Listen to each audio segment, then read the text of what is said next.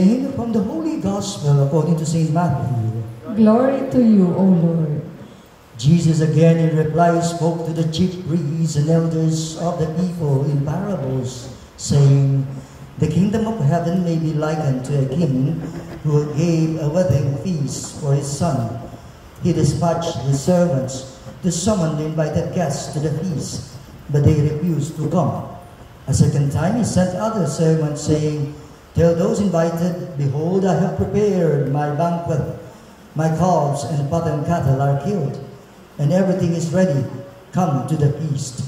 Some ignored the invitation and went away, one to his farm, another to his business. And the rest laid hold of his servants, mistreated them, and killed them. The king was enraged and sent his troops, destroyed those murderers, and burned their cities. Then he said to his servants, 'The feast is ready, but those who were invited were not worthy to come. Go out, therefore, into the main roads and invite to the feast whomever you find.' The servants went out into the streets and gathered all they found, bad and good alike, and the hall was filled with guests. But when the king came in to meet the guests, he saw a man there not dressed in a wedding garment. The king said to him, 'My friend, how is it that you came in here without a wedding garment?' But he was reduced to silence. Then the king said to his attendants, 'Bind his hands and feet, and cast him to the darkness outside, where there will be wailing and grinding of teeth. Many are invited, but few are chosen.'" My dear friends, brothers and sisters, the gospel of the Lord. Praise to you, Lord Jesus Christ.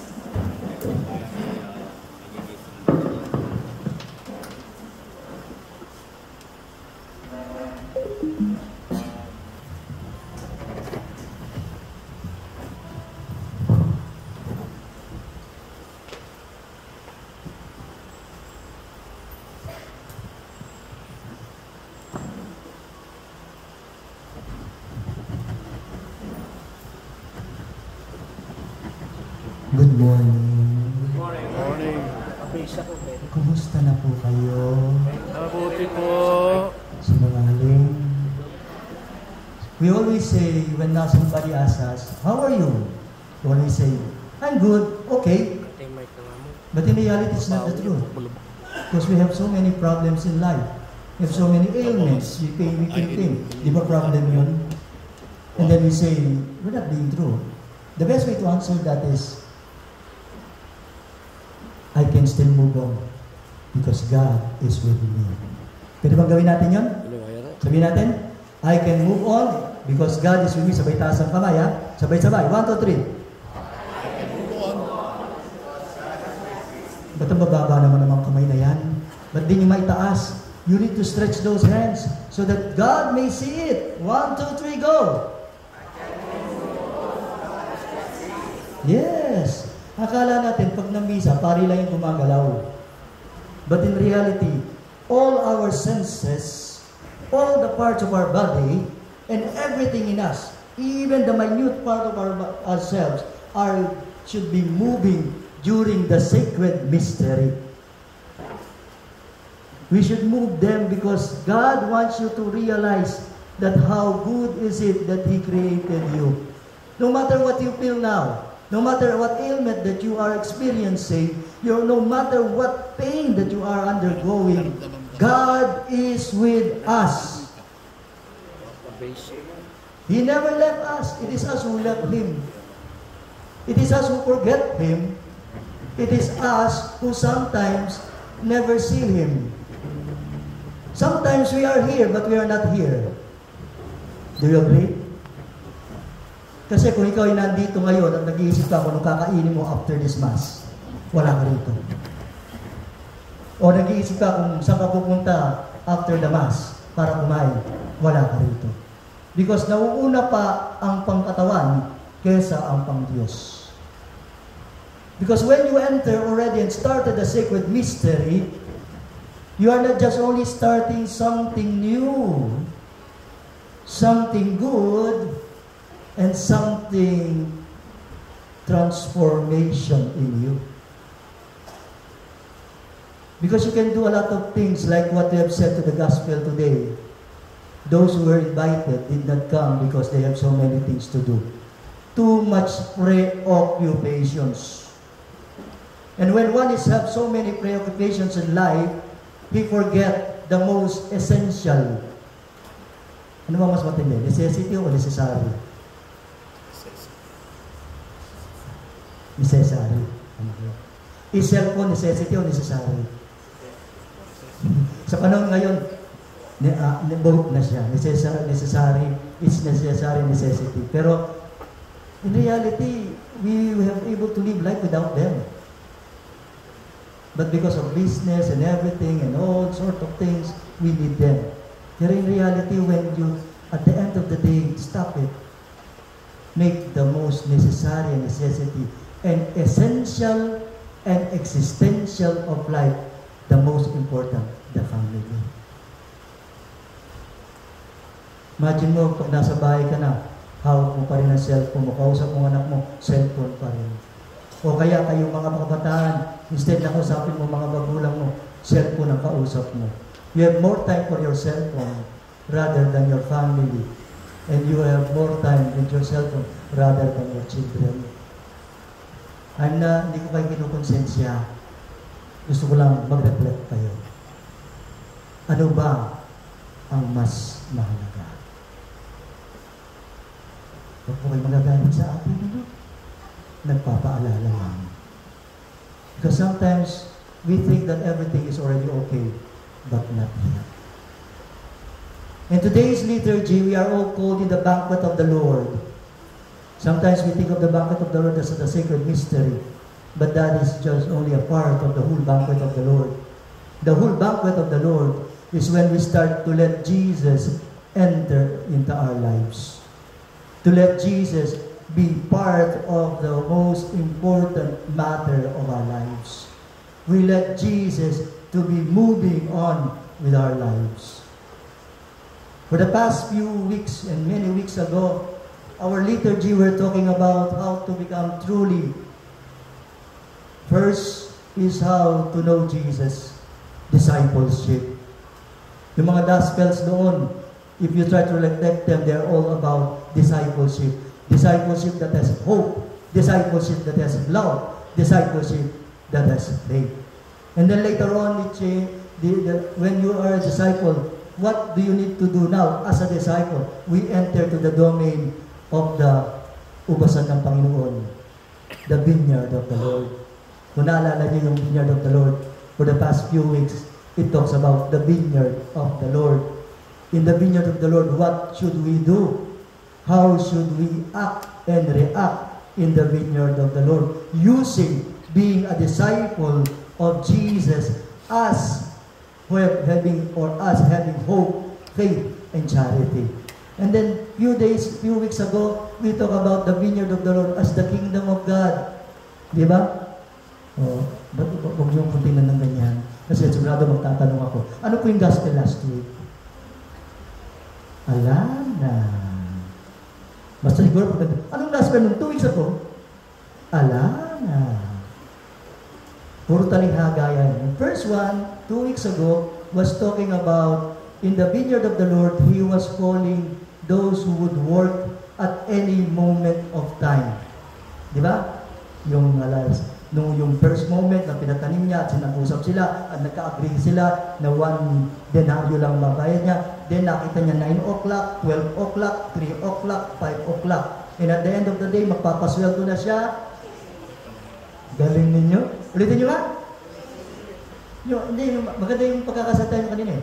Ulitin niyo. Same. Sabi niyo, same. Okay. Same treatment.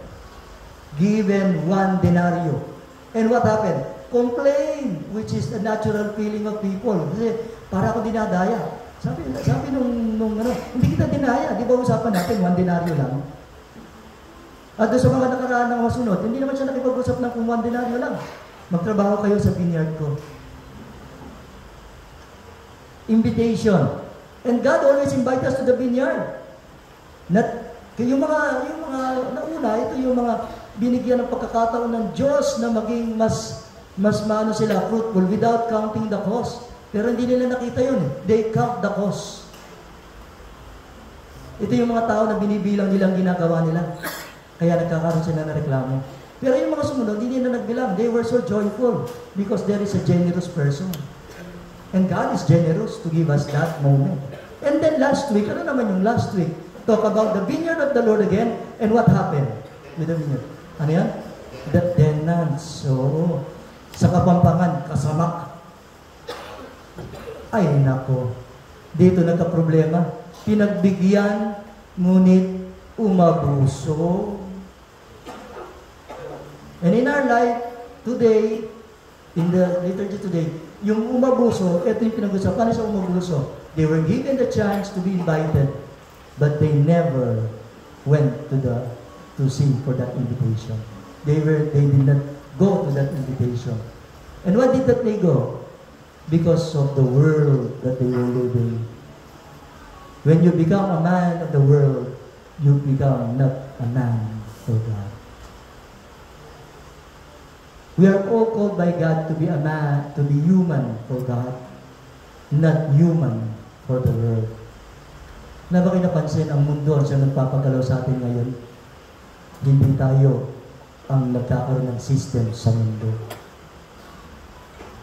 Tingnan yung cellphone, nagagamit, nagagalaw ka niya. Pag wala siya, parang kulang ang buhay mo. Parang dumadating na si Arnold Schwarzenegger, Terminator. Baka dumating ang panahon, it's machines that works for us. It's machines that makes us slave to become slave. Not the machines could help us in our way of life. Dapat ganun eh. Pero ngayon, everything is push button. Everything should be automated. Everything should be digitalized. Everything is, wala na. Gusto mo nakaupo ka na lang. Di ba sa may mga sa bahay, pag pumalakpak ka, may umiilaw na.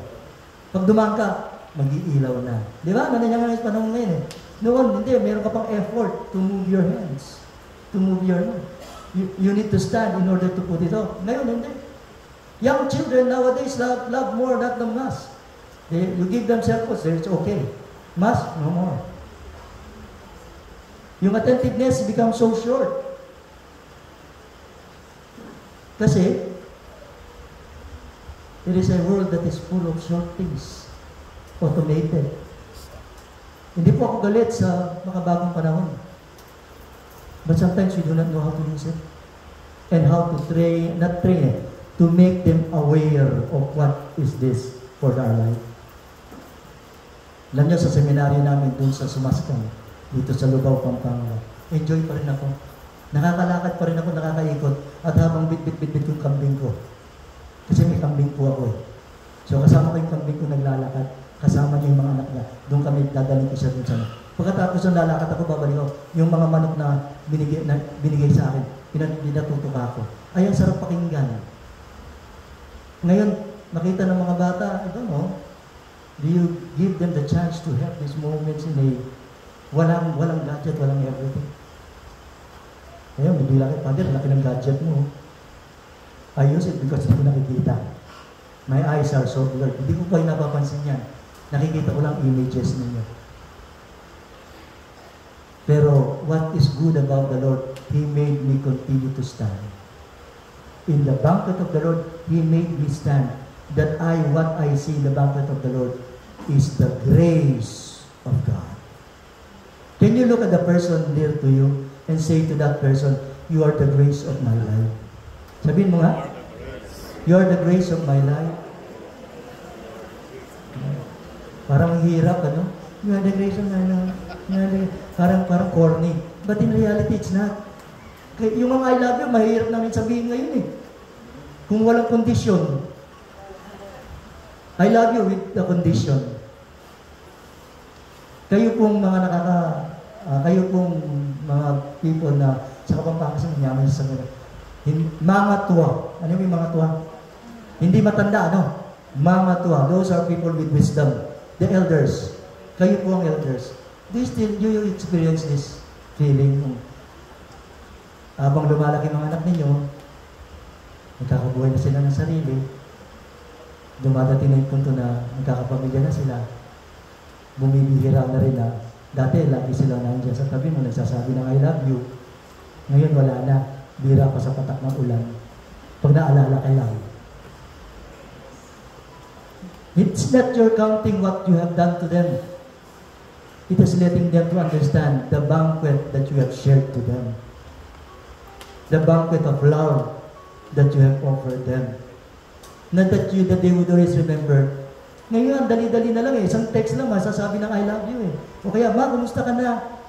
Pero hindi, ang dami pa rin mga anak na nakakalimot sa mga anak nila. Ay, sa mga tatay at nanay nila.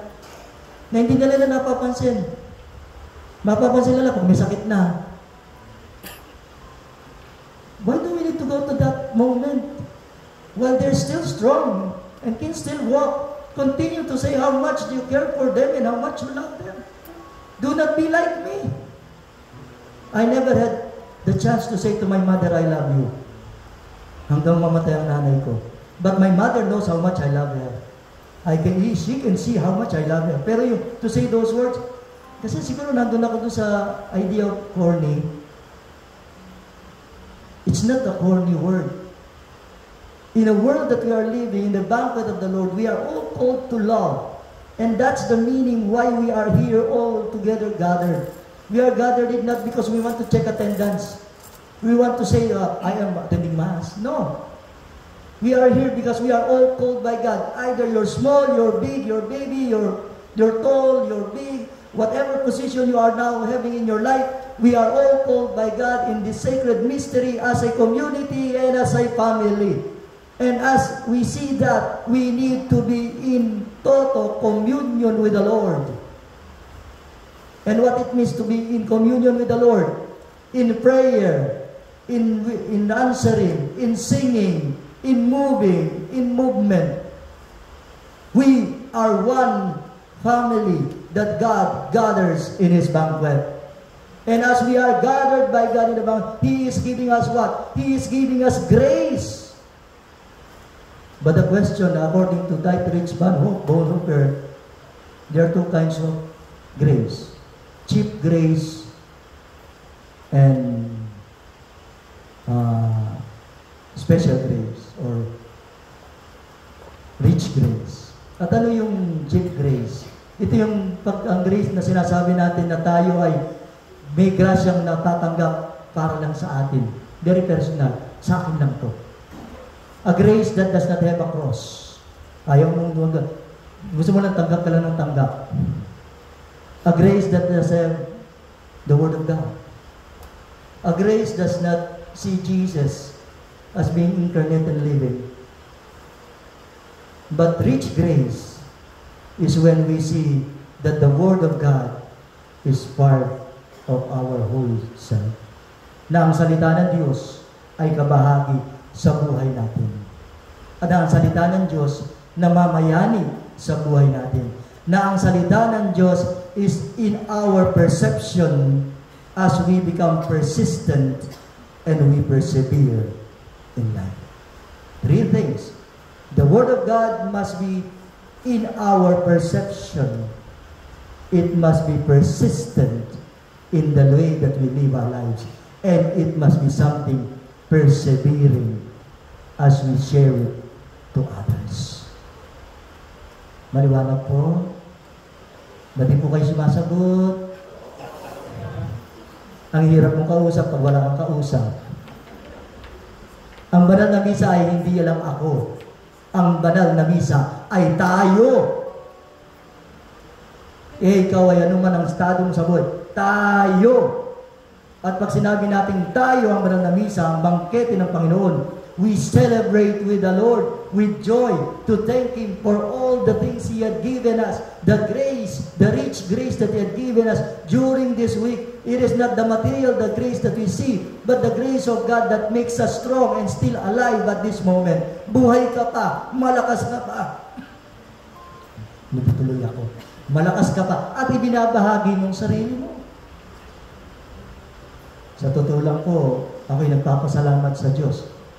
From 2013 to 2021, I was bedridden for 6 times. Dahil sa sakit ko. Sino po sa inyo ang mga merong medya? Taas ang kamay. Medya. Meron kayong medya? Medyabetes. Okay. Ako may diabetes ako. Maliban sa diabetes ko, extreme pa yung isa, likod.